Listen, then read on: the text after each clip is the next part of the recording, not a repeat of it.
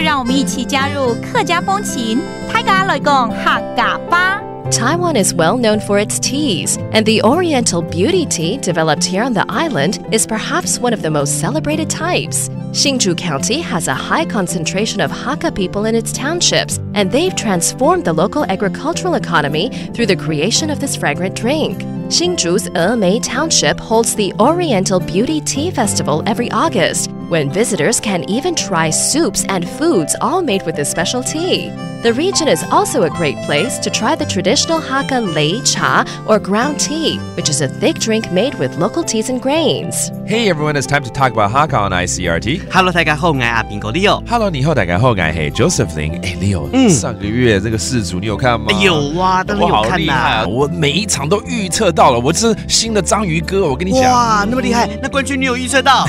冠军倒没有预测到。哎呦，你就吹牛碰逢啦你。对啦，有点吹牛。好啦，既然讲到这个碰逢哈，我就来介绍一下这个客家最有名的这个茶——碰逢茶。对，碰逢茶有教过，因为那个茶本来卖相不好，结果卖得很好的茶，对不对？没错，这碰逢茶其实它还有个另外一个名字叫做超眼茶。这有什么意思？超眼茶就是讲那个茶树啊，它的嫩叶长出来的时候呢，就被我们小绿叶蝉给咬到了，这个茶叶的边缘就会有点像被火烫到、烧到那种焦黄的丑丑的，然后对，没想到啊，这个茶叶做出来之后更好喝了，味道更好。对，除了这个超眼茶，还有碰逢茶之外，还有另外叫做扁逢茶。扁逢茶就是冰封茶，是哦。还有眼内茶，真的是大明星才有这么多名字啊！是啊，对，而且我记得它还叫东方美人茶啊，没错哦。其实像这个茶它生产的地点主要是在新竹的大爱三乡。这个我也记得耶，北埔、峨眉，还有宝山。对，主要是在这3个地方生产了这个台三线这沿线这一整条的这个客家的农业经济区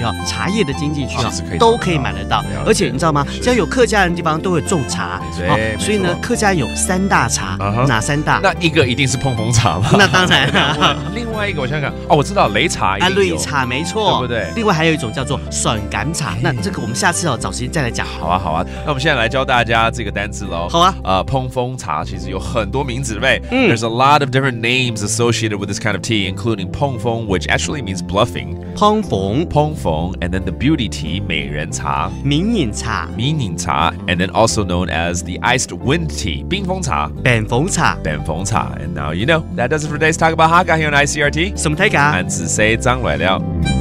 客家风情由客家委员会监制。We Love Hakka has been brought to you by the Hakka Affairs Council.